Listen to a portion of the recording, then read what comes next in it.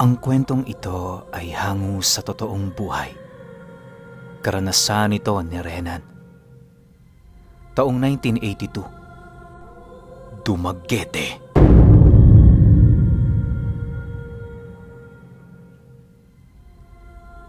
Itong mga panahong ito, kasalukuyang nagtatrabaho sa bukid itong si Renan.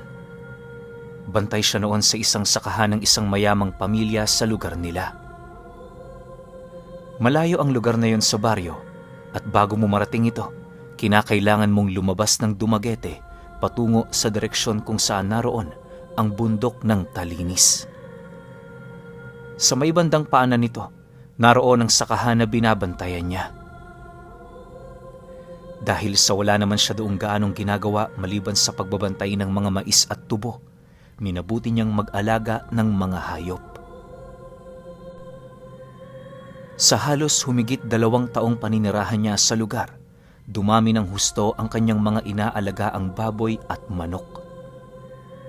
Gulat naman noon ang may-ari ng lupain, gawa ng habang gumagapas sila sa sakahan, tila bang dumarami ang mga alaga ni Renan. Hindi naglaon, nang sapat na ang dami ng mga ito, ipinagbili niya yon sa baryo. Yung amo niya ang pinagkatiwalaan niyang magbenta ng mga ito, lalo pat wala naman siyang panahong umalis sa kanyang binabantayan. Habang naghihintay noon si Renan sa pagbabalik ng kanyang amo, minabuti niyang mag-ikot-ikot muna sa maisan para magpahangin. Makalipas lamang ang ilang minuto, habang nag-aayos siya ng mga natumbang mais, bahagya naman siyang natigilan sa kanyang ginagawa nang makasilay siya di kalayuan sa kanya ng isang babaeng kumakaway. Pagtitig niya sa kinaroroonan nito, doon tumambad sa kanya ang animoy pangkatutubo nitong kasuotan.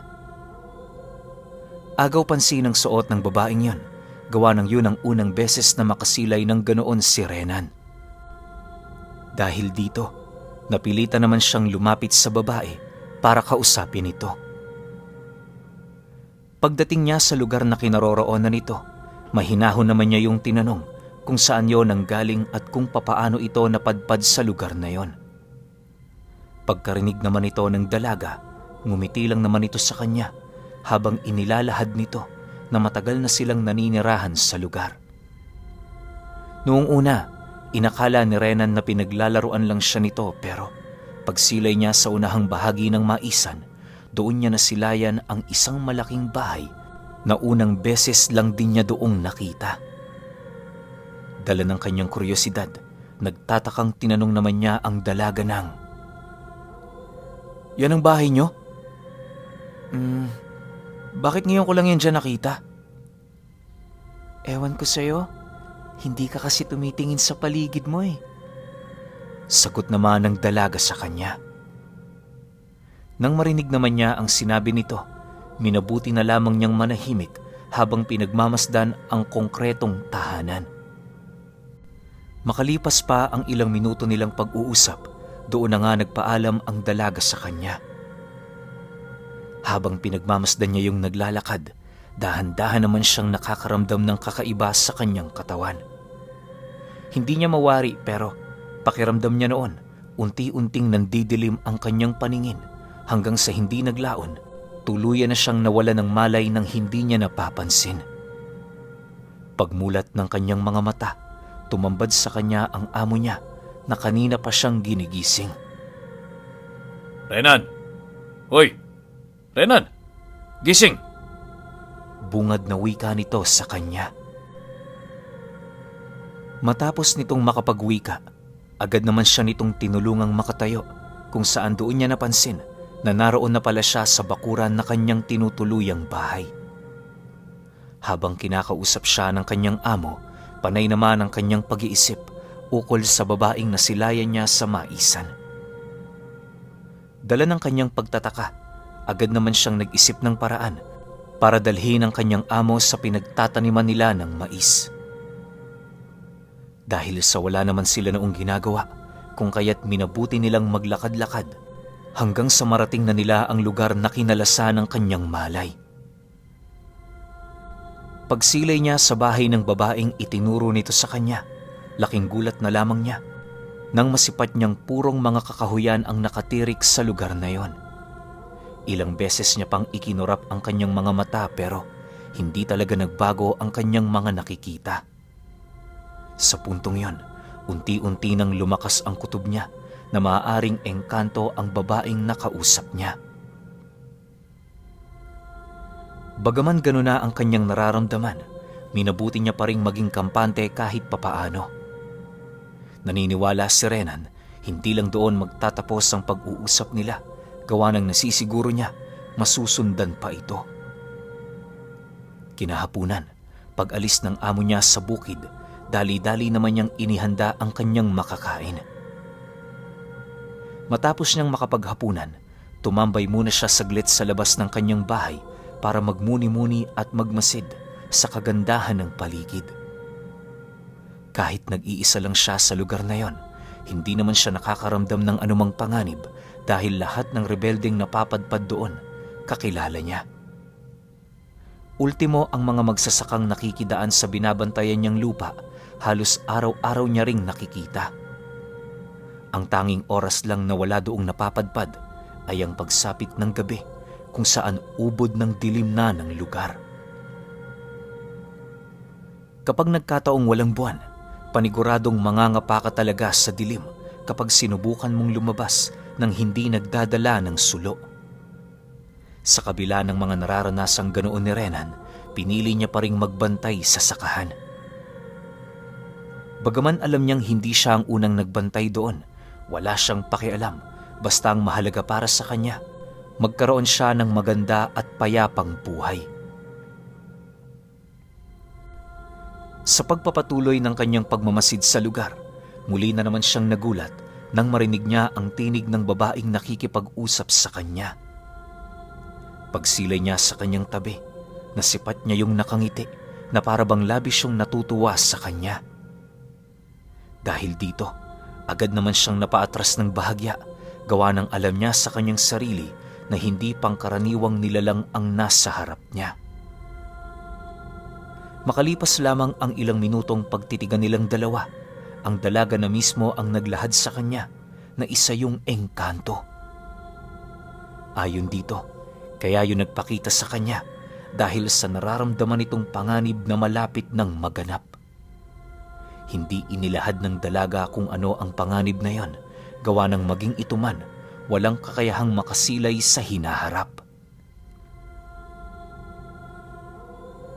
Matapos naman niyang marinig ang sinabi nito, agad naman siyang nagtanong dito ukol sa kinakailangan niyang gawin. Pagkarinig naman ng dalaga sa sinabi nito, agad naman yung bumulong sa kanya na hanggat maaari, umalis na siya sa lugar na yon. Bumalik na lamang siya dito pagkaraan ng 1 buwan. Nang marinig naman yon ni Renan, hindi naman niya maiwasang umangal, lalo pat araw-araw ang kanyang responsibilidad sa lugar. Mukhang malabo naman ata yung nais mong mangyari. Kung matagal ka na rito, alam mo na kung anong trabaho ko. Maliban sa pagpapaalis, baka meron ka pang alam kung anong kinakailangan kong gawin para makaiwas sa sinasabi mong panganib. Wika ni Renan sa nilalang. Wala kang magagawa, Renan. Yan lang ang paraan. Pero kung gusto mong matulad sa sinapit ng mga nagdaang bantay sa lugar na ito, manatili ka. Sa huli, sarili mong pa siya ang masusunod.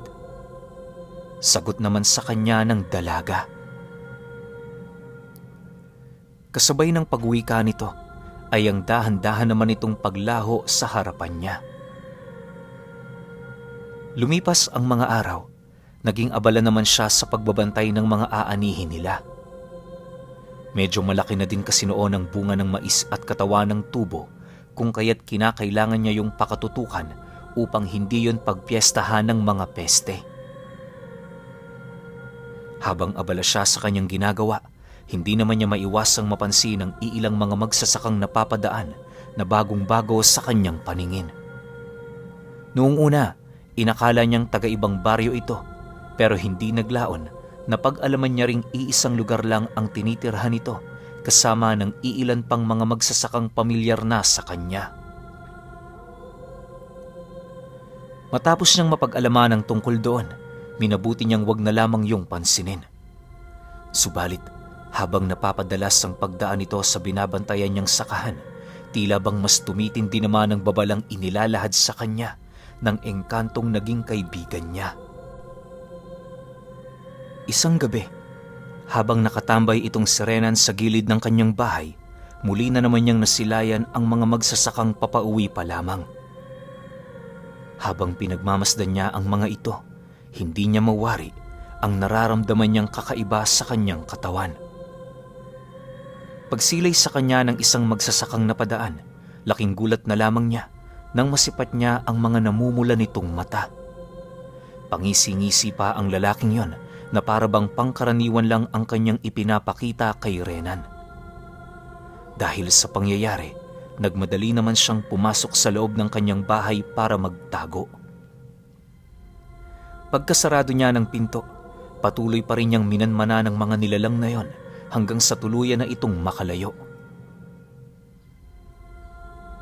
Makalipas pa ang ilang minuto, agad namang bumalik ang katahimikan sa paligid. Hindi na rin niya sinubukan pang lumabas noon sa takot na baka muli niyang masilayan ang mga nilalang na yon. Sa paglalim ng gabi, walang ibang ginawa si Renan kundi ang makiramdam. May mga pagkakataong natutulog na ang kanyang katawan pero yung kanyang wisyo, gising na gising pa. Halos inabot din ng 3 araw ang nararamdaman niyang yon hanggang sa dumating ang puntong hindi niya na nakikita ang mga magsasakang napapadaan sa lugar niya. Dahil sa pangyayari, inakala niyang nakahanap na yon ng panibagong madaraanan kung kaya't pilit niyang nilimot ang kanyang mga nasaksihan upang magawa niyang makapamuhay ng payapa. Ngunit lingid sa kanyang kaalaman na ang magsasakang nasilayan niyang namumula ang mga mata ay meron na palang paunti-unting binabalak sa kanya. Lumipas pa ang 2 linggo, pagtungtong ng araw ng Biyernes, habang abala si Renan sa pagbabantay ng sakahan, muli na naman niyang napansin ang pagdaan ng mga magsasaka. Sa puntong yon, hindi yun dumiretso patungo sa bundok, bagkus ang ginawa ng mga ito, lumapit sa kanyang kinaroroonan. Nang masipat niyang ilang metro na lamang ang pagitan nito sa kanya, naramdaman naman niya ang pagdapo ng isang kamay sa balikat niya kung saan doon niya nakita ang babaeng engkanto kasama ang isang matandang nilalang na parabang ama nito. Paglapit ng mga nilalang na yon sa kanilang kinaroroonan, bigla namang nagtanong ang isa sa mga ito sa kanya ng, Bakit hindi ka pa umaalis sa lugar na ito? Huwag mong sabihing hindi ka man lang nasisindak sa ginawa naming pagpaparamdam sa'yo. Nang marinig naman ni Renan ang sinabi ng magsasaka, kampante naman siyang tumitig dito habang mabagsik na sumasagot ng, Anong sinisindak? Tungkulin ko na bantayan ang lugar na ito. Tsaka, hindi ba pinapadaan ko naman kayo? Ba't ganyan kayo makipag-usap sa akin? Pakiramdam ko tuloy, mga wala kayong utang na loob. Nang marinig naman ng magsasaka ang kanyang sinabi, harap-harapan naman yung umangil sa kanya na parabang hindi nito nagustuhan ang bagay na sinabi niya. Maya-maya pa, agad din naman yung tumalikod nang wala ng kahit isang salita pang sinasambit sa kanya. Paglayo ng mga ito, muli siyang binalaan ng dalagang engkanto na umalis na sa lugar na yon. Subalit, dahil sa kawalan niya ng kaalaman ukol sa mga pangyayari, nagpumilit siyang manatili. Naniniwala si Renan, hindi siya ang pakay ng mga magsasaka, bagkus ang mga engkantong nagbibigay ng ideya sa kanya ukol sa mga panganib na darating. Sa pagsapit ng gabi, unti-unti na niyang napapansin ang pagdami ng mga engkantong lumilitaw sa paligid. Bawat isa sa mga ito armado ng iba't ibang armas na talaga namang mahiwaga. Pagbalot noon ng kadiliman sa kalupaan, doon din niya nasilayan ang pagdating ng mga nilalang na animoy kawangis ng mga aso at pusa. Nanlilisik ang mga mata nito at ang tanging sinasandigan nitong mga armas ay ang kanilang mga matatalas na kuko. Hindi niya mawari pero pakiramdam niya, hindi yon mga pangkaraniwang aswang. Sa pagpapatuloy ng kanyang pagmamasid sa loob ng kubo, doon niya nasilayan ang paglitaw ng babaeng engkanto. Paglapit nito sa entradang pinto ng kanyang tahanan, inilahad nito sa kanya na hindi na nito pahihintulutan pa na lasunin ng mga aswang na yon ang lupang nasasakupan nila. Sa puntong yon, inilahad din ng dalaga sa kanya na naipit siya sa digmaan sa pagitan ng mga engkanto at mga aswang. Matapos naman itong marinig ni Renan, gulong-gulo pa rin ang isipan niya, gawa ng sa tinagal-tagal niya ng paninirahan doon, yon ang unang beses na nangyari ang bagay na yon.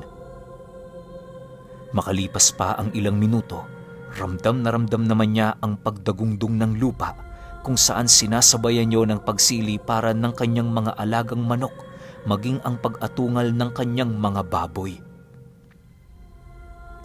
Pagsilay niya sa unahang bahagi ng kanyang kubo, doon niya nasipat ang mga aswang na nasa iba't ibang uri at anyo. Bago pa man yun makalapit sa kanyang kinaroroonan, buong puwersa naman yung sinugod ng mga engkanto. Sa isang iglap, nagkaroon ng labanan sa pagitan ng mga ito, kung saan ang lahat ng pananim na ilang buwang pinaghirapan ni Renan ay bigla na lamang naglaho. Gayunpaman, kahit nakakaramdam siya ng galit sa mga nilalang na yon, alam niya sa kanyang sarili na wala siyang magagawa para maibalik ang mga nasira niyang pananim.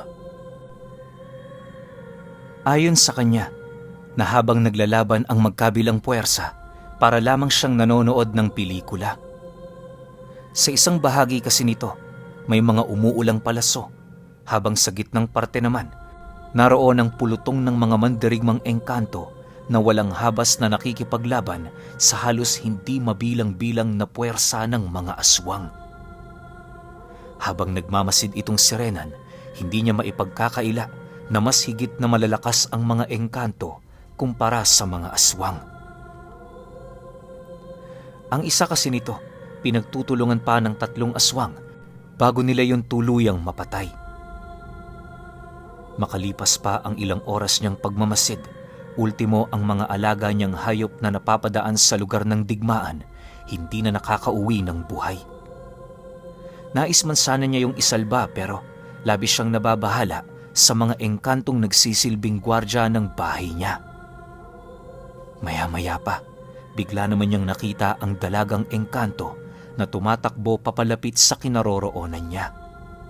Paglapit nito, inabisuhan siya nitong bukas na bukas din, umalis na siya sa lugar na yon. Ayon dito, na kapag ipinagpatuloy ni Renan ang kanyang pananatili sa lugar, maaaring ang mga kasama nito mismo ang pumatay sa kanya.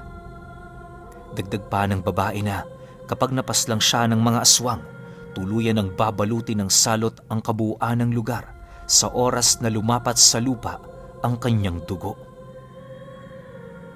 Mariin itong tinututulan ng mga nilalang sa kadahilanang matagal na din silang namamahay sa lugar.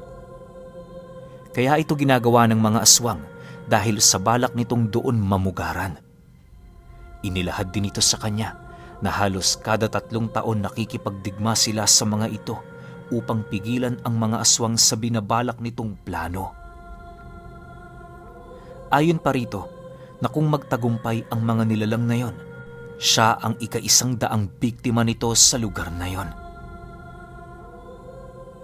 Matapos naman itong marinig ni Renan, tila bang bigla na lamang nabuo ang kanyang pasya sa kanyang isipan. Sa isang iglap, mas ninais niyang lumayas na sa lugar na yon kaysa maging pangunahing pakay ng mga aswang.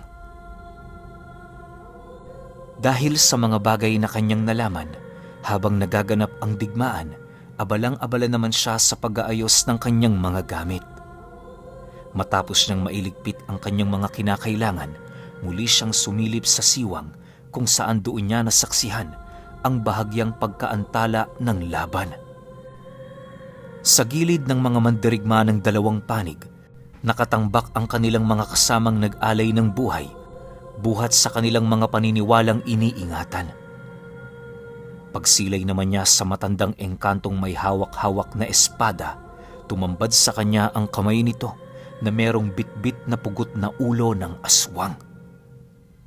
Maya-maya pa, bigla naman yung itinapon ng nilalang na yon sa harapan ng kanilang mga kalaban habang seryoso yung nagwiwika doonang, Tanging kamatayan lamang ang magpapalaya sa amin dito. Kung hangad niyong gumawa ng teritoryo, huwag dito. Hindi namin pahihintulutan ang anumang ritual na hangad niyong gawin sa aming lugar. Nang marinig naman yon ng gabo ng aswang, humagikgik lang naman yon habang naglalakad papalapit sa pinuno ng mga engkanto. Pagharap nilang dalawa, kitang-kita ni Renan ang pagngisi nito habang sumasagot dito ng, Yung 99 na pinatay namin dito, hindi nyo pinakialaman. Pero itong pang-100, tila bang matindi ang pagmamalabis nyong buhayin siya. Ang tanong ko lang, meron bang espesyal sa tao na ito?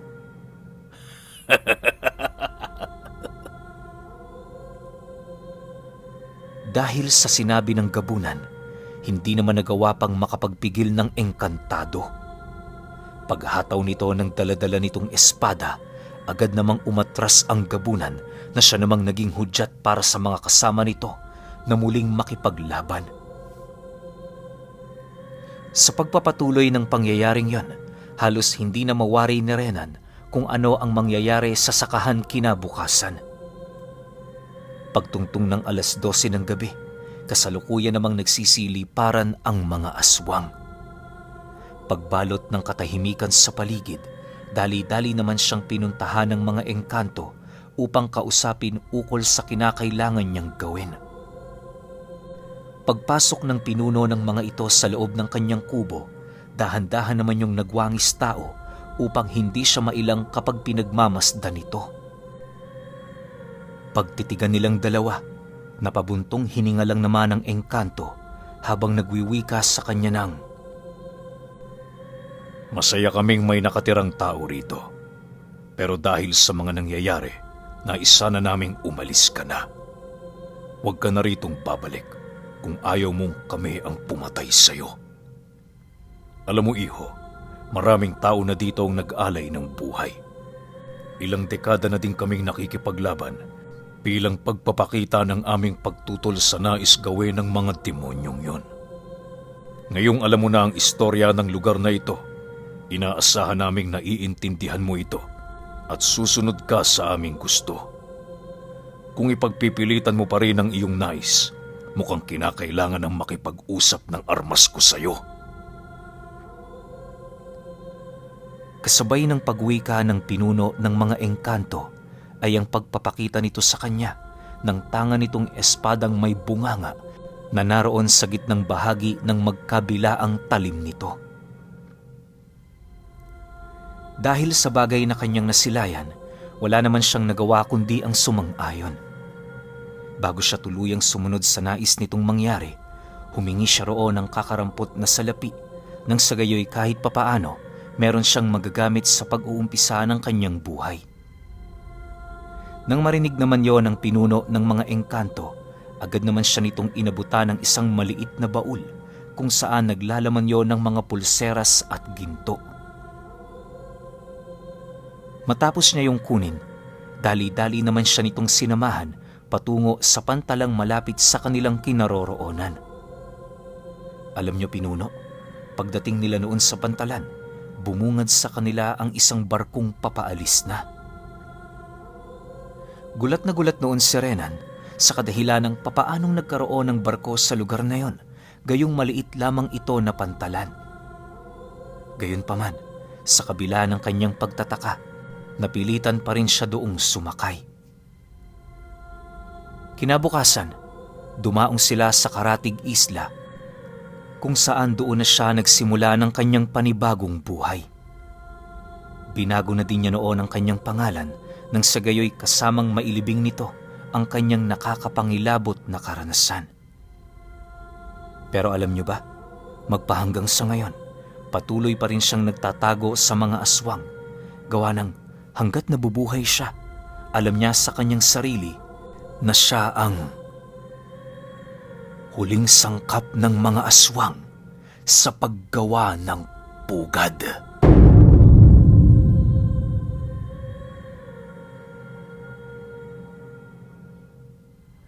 Okay, opinyon ko sa kwento. Ang galing ng mga aswang, no? Parang kailangan pa rin nila ng mga materyales para gumawa sila ng pugad nila. Kasi ako sa tinagal-tagal kong pagkukwento ng mga ganitong klase ng kwento, nagsisimulang sakupin ng isang aswang ang baryo o pugad kapag nangyayanggaw sila. Pero dito iba.